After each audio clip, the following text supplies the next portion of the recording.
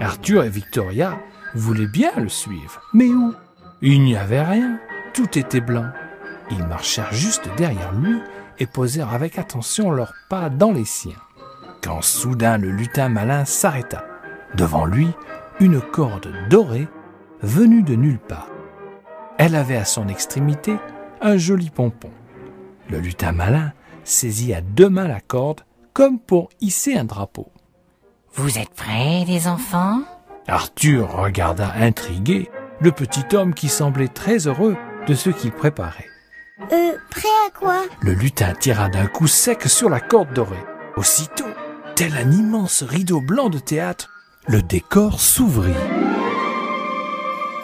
Une forêt de sapins enneigés apparut, entourant de façon majestueuse un charmant chalet en bois. Le lutin malin s'adressa alors aux enfants émerveillés. « Mais à rencontrer le Père Noël !» Comme les deux enfants, stupéfaits par cette révélation, ne pouvaient parler, le lutin continua d'un ton joyeux. « Bienvenue au pays du Père Noël, au pays des jouets, au pays où tout est possible. » Tout en déclamant son discours, le lutin s'était approché de la porte du chalet qui tenta d'ouvrir sans grand succès. Devant cette situation ridicule, le lutin chercha des yeux une explication. C'est alors qu'il vit un mot posé sur la porte sur lequel était écrit « Fermé pour cause de livraison ». Le lutin, très embarrassé, se tourna vers les enfants. Comment dire, je pense que nous ne pourrons pas rencontrer le Père Noël. Mais c'est impossible! Lança Arthur très contrarié. Victoria ne pouvait elle aussi admettre une telle situation. Mais voyons, lutin malin, nous devons absolument le voir. Le lutin malin était vraiment très embêté. C'est que nous arrivons trop tard. Trop tard! Reprirent les enfants d'un ton désespéré. Arthur et Victoria étaient effondrés. La neige tombait à gros flocons, recouvrant tout d'un épais voile blanc. Le lutin s'approcha de nos deux amis. « Hélas, je crois que nous ne pouvons plus rien faire. » Les flocons de neige redoublaient et le vent ne cessait de souffler. Sur la banquise, le père et la mère de Tanou étaient inquiets. Ils appelaient tous deux dans toutes les directions sans aucune réponse. Le père de Tanou décida alors de partir à la recherche de son fils, s'enfonçant à son tour dans le grand désert blanc du pôle Nord. Arthur, Victoria et le lutin étaient à nouveau dans l'immense cité blanche, là où pendait la longue corde dorée. « Nous devons parler au Père Noël. C'est urgent. » insista Victoria. Le lutin ne cessait d'aller et venir, anxieux à l'idée que tout semblait perdu. Arthur s'approcha alors de la corde dorée. « Dis-moi, lutin malin, si j'ai bien tout compris, il s'agit d'une corde magique, n'est-ce pas? » « Oui, effectivement. » répondit le petit homme. « Mais je n'en vois pas actuellement l'intérêt. » Arthur avait une idée derrière la tête. Il continua donc son raisonnement. « C'est-à-dire que je peux me rendre n'importe où, grâce à ces pouvoirs magiques. » « Quelle question saugrenue !» répondit le petit homme qui ne voyait pas très bien où Arthur voulait en venir. Tel un professeur qui va donner un cours, il se plaça alors devant le jeune garçon. Il suffit de penser à un endroit et le rideau sur ce lieu s'ouvrira. Enfin, tout le monde sait cela. Conclut le lutin un peu exaspéré. Bon, je pense que j'ai trouvé la solution. S'exclama Arthur. Il tenait fermement la corde dorée entre ses mains et tira dessus d'un grand coup sec. Victoria et le lutin virent alors s'ouvrir à nouveau le grand rideau blanc. Mais oui, pourquoi n'y avait-il pas songé plus tôt ? Il pouvait se rendre là où il le voulait. Autant choisir de rejoindre le Père Noël dans son atelier, en souhaitant qu'il s'y trouve encore. Arthur prit la main de sa sœur. Ils traversèrent en courant l'atelier du Père Noël, maintenant éteint, puis ils rentrèrent aussitôt dans une seconde salle où un immense traîneau, chargé à ras-bord de jouets, attendait le départ. « s'écrièrent les enfants. « Regardez, le Père Noël n'est pas encore parti !» S'exclama le lutin. Mais cela ne va pas tarder. La voix chaude et puissante venait de derrière eux. Les enfants se retournèrent. C'était le Père Noël, le vrai, tout comme dans leur imagination. Avec une belle barbe blanche, un habit rouge, une grosse ceinture à la boucle dorée et de grandes bottes. Rien ne manquait. Dites-moi, les enfants, que faites-vous ici? Tout en posant sa question, le Père Noël découvrit caché entre Arthur et Victoria le lutin malin. Ah, je vois. C'est le lutin malin qui vous a guidé jusqu'à moi. Le petit homme intimidé sortit de sa cachette afin de répondre. C'est que nous avons... Devant tant de timidité, Arthur décida de prendre la parole. Bonjour, Père Noël. Nous vous apportons une lettre perdue. Une lettre perdue? Voilà qui est fâcheux. D'autant que je m'apprêtais à partir et que l'atelier des jouets vient de fermer. Victoria s'avança, la lettre de Tanou entre ses mains. Je vous en prie, Père Noël. Ce sera trop triste de ne rien faire. Tout était blanc. Tanou, épuisé, marchait depuis des heures dans la tempête. La neige épaisse ralentissant ses pas. L'enfant esquimau savait que la lettre qu'il avait écrite s'était envolée et avec elle tout espoir. Il avait pris alors la décision d'aller lui-même à la rencontre du Père Noël. Tout le monde savait que la maison du Père Noël était au pôle Nord. Mais où? Tanou finirait bien par la trouver, même s'il devait pour cela franchir les plus hautes montagnes. Le Père Noël, lui, tenait la lettre de Tanou entre ses mains. Il ajusta ses lorgnons pour mieux la lire.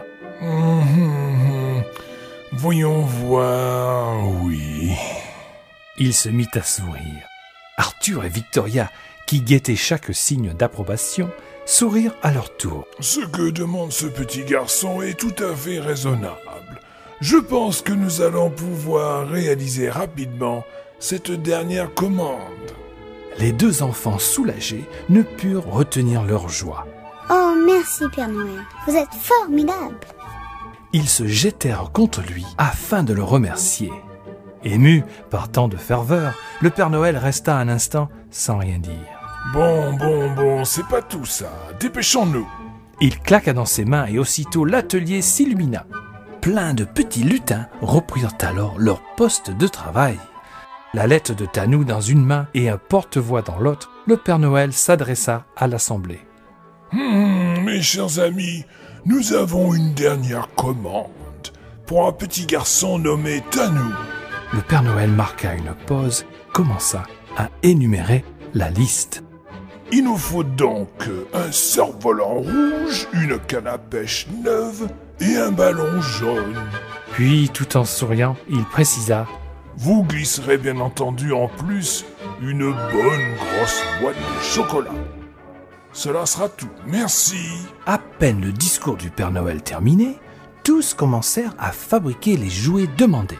Certains découpaient des feuilles de papier rouge, d'autres enroulaient un long fil de nylon. Deux lutins, un peu plus loin, taillaient un gros bout de bois, tandis que trois autres gonflaient un ballon jaune. Sans oublier ceux qui plaçaient un à un les chocolats dans la grande boîte. Très rapidement, tous les objets passèrent dans une autre partie de l'atelier, afin d'y être joliment emballés. Les plus beaux papiers furent choisis, ainsi que les plus beaux nœuds de tissu doré. Les 4 paquets furent alors portés directement au traîneau du Père Noël. Jamais Arthur et Victoria n'auraient songé voir un tel spectacle. Le Père Noël, satisfait, monta enfin sur son traîneau. Bon, c'est pas tout ça, les enfants. J'ai une longue nuit qui m'attend. Il faut que je parte au plus vite. Les enfants, pour remercier le Père Noël, lui sourirent tout simplement, en agitant leurs petites mains en signe d'adieu. Le vieil homme à la barbe blanche, qui s'apprêtait à partir, marqua un temps d'hésitation. Il regarda Arthur et Victoria, puis... Voyons les enfants, cela vous dirait de faire un tour en traîneau? Oh oui! Répondirent nos deux amis de façon unanime. Et hop, en 3 enjambées, voilà Arthur et Victoria assis aux côtés du Père Noël. Adieu, crièrent les enfants tout heureux de cette formidable surprise. Adieu. Répondit le lutin, qui les regardait partir. Alors, en avant! Lança le Père Noël. Les 6 magnifiques reines, encouragées par cet ordre, se mirent à galoper, soulevant sous leurs sabots de la poussière d'étoiles. Le traîneau, qui jusque-là glissait sur la neige, quitta le sol. En vol! Cria émerveillée Victoria. Reprit Arthur d'un ton joyeux. Le traîneau s'élevait maintenant, lentement au milieu des nuages blancs. La tempête s'était calmée et les flocons désormais tombaient doucement. Le père de Tanou continuait ses recherches quand il aperçut au loin une petite silhouette.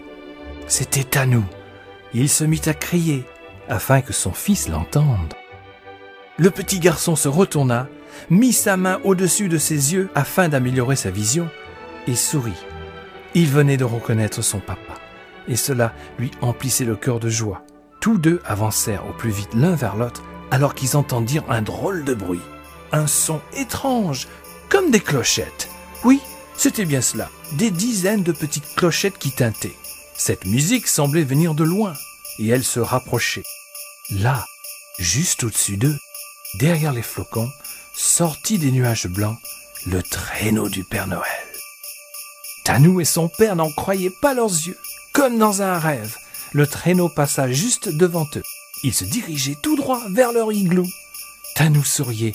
Il comprit que le Père Noël ne l'avait pas oublié. Il serra très fort la main de son papa. Il était temps de retourner à la maison, rejoindre sa maman et découvrir tous les beaux cadeaux du Père Noël. Dans le traîneau, Arthur et Victoria, épuisés, s'étaient endormis. Le Père Noël continuait pourtant sa longue tournée, car la nuit était loin d'être finie. Victoria fut la première à se réveiller. Le jour s'était levé et remplissait peu à peu la chambre d'une douce lumière. Arthur ouvrit à son tour les yeux et rejoint sa petite sœur. Quel drôle de rêve ils avaient fait! Encore les paupières alourdies, ils se rendirent tous deux dans le salon. Là, le sapin leur sembla encore plus majestueux que la veille, mais surtout à son pied, des dizaines de paquets, joliment emballés. La lettre qu'ils avaient écrite au Père Noël était bien arrivée.